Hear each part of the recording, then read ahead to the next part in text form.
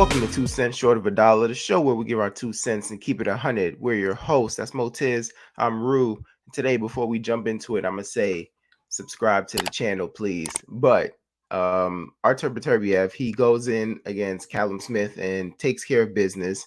So now, possibly in Saudi, we have the showdown everyone's been waiting for between Artur Beterbiev and Dimitri Bivol. But I'll leave that for another day. I kind of just want to talk about Beterbiev's performance and what we thought about it, because I think maybe it might have just been them selling the fight, but they were kind of hyping up Callum Smith, saying, hey, he got some punching power. He's a lanky guy. He has the arm reach. He's a good boxer.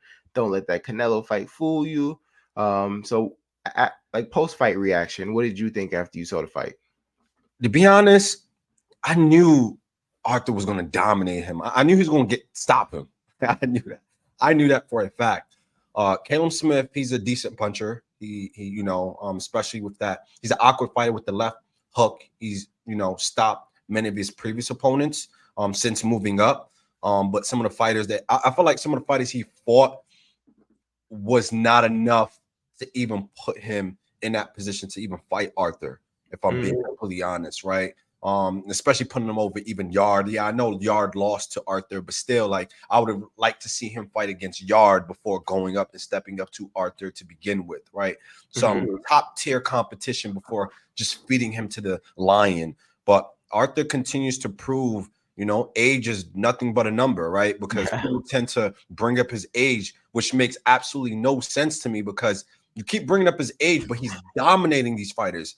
He's probably one of the biggest punchers in boxing right now. They're saying he's the only champion with a 100% KO ratio, which is crazy, right? So at this point, age shouldn't even be at the forefront of your mind when this guy goes into the ring, right? So he's just showing he's as dangerous as ever. Yeah, it's real weird. It's just like it's like they're waiting for it to happen. They're waiting to see the regression, right? They're like, oh, he's 38, he's gonna be 39 next week. He's almost 40 for the time. You know what I'm saying? But let's just talk about the boxing and what we see. And I think what we saw was like a masterclass performance. Because people talk about Beterbiev, they talk about him like he's like Rolly Romero, like he's just going in there, head hunting, throwing wild punches, which he's not. You know what I'm saying? He systematically broke down Callum Smith here. He went to the body, he changed levels, he was throwing feints. You know what I'm saying? The jab, there was a real stiff jab there. It was a couple counters, like when Callum like reached recklessly, Artur, would counter him, and then Callum put himself on the ropes. He took advantage, and these weren't wild shots. They were really short, accurate, precisely placed shots. You know what I mean? But man, like I listen. I know some people say they listen to boxing without the sound. I listen with the sound. There was a couple shots that you heard when Artur landed it, and it just echoed from my TV. Like, it is crazy. Like, that dude really hits hard. Like, pound for pound, he may just be the strongest puncher in boxing. You know what I mean? But he went in there, he took care of business, and I thought about it. I'm like, man, I know 75 doesn't have the most notable names, but he's putting together a nice little resume for himself. You know what I'm saying? Like, he has some real good notable wins at 75, and now that sets up the matchup with Dimitri Bivol. And I mean, that's an interesting matchup, right? Because they don't really seem like two greedy guys, so I don't think the negotiation will be too hard, and I think they already signed. But it's just really a clash of styles, right? You know what I'm saying? And they both took care of business, and now we're here, potentially a couple months out from the fight. I'm super excited, man. I can't even lie. Like, I can't even stop thinking about that fight.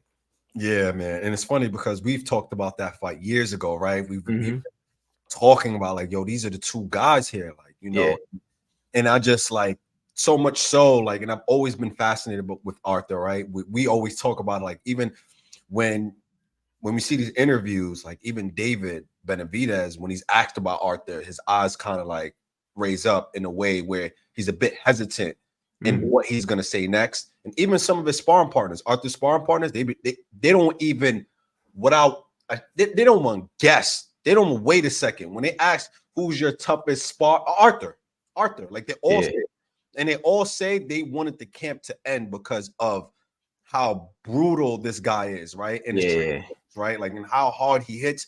They're like, this guy is very, very dangerous. I have yet to see someone that went into camp with Artur come back out and say, yeah, Artur, no, he's not the best person at 175, or he's not the biggest puncher I faced, right? Yeah, And that's a lot. So Yeah, and really notably too, coming out of Philly, DeFair Smith. I know he was one of those names who was like, man, I've been a sparring partner to many guys, including like Beterbiev, Triple G, a list of guys. He was like, it's nothing even close to what it feels like to get hit by Beterbiev. You know what I'm saying? And that's crazy to say, especially when in the same vein as guys like Triple G. I, w- Absolutely. I was in the gym over the weekend, and when I was in the gym, they was like, "Yo, Rue, who you got?" I'm like, "Come on, man, I got Beterbiev." Like, and it was everybody had the same, everybody had Beterbiev. I said it's probably going to end somewhere between 7 and 10. It ended in 7. I wasn't bold enough to go on FanDuel and choose the round. You know what I'm saying? So I'm just like, yeah, second half of the fight, but. Man, I just don't think he gets enough credit for his boxing. You know what I'm saying? Like I said, he's not just in there banging. You know what I'm saying? Like Joe Smith thought he could stand in front of him. He picked Joe Smith apart, got him out of there.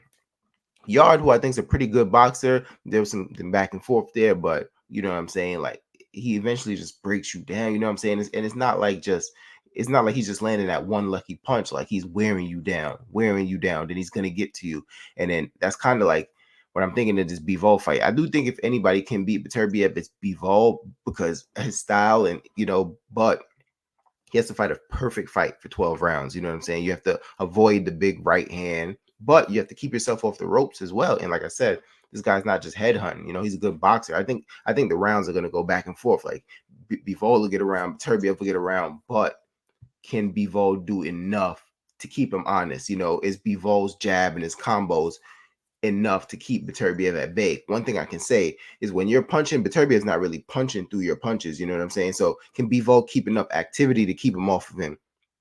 That is I think that'll be super important in that fight. But 100%.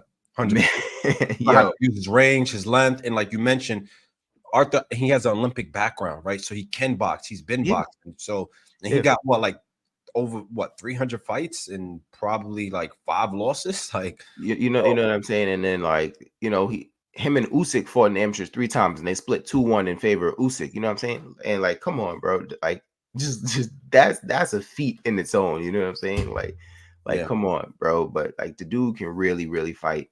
I think people got to give his credit.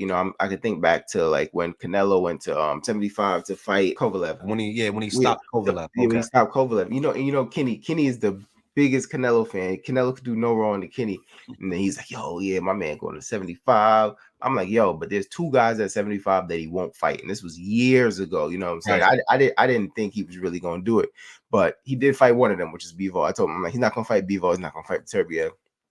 And then he did end up fighting Bivol years later, but that just goes to say, like, man, this is a long time coming. These guys been on a collision course. At Yeah. that time, I think they each only had 1 belt. You know what I'm saying? And I know Beterbiev has collected 2 more belts, so now he's the unified champion with 3 belts.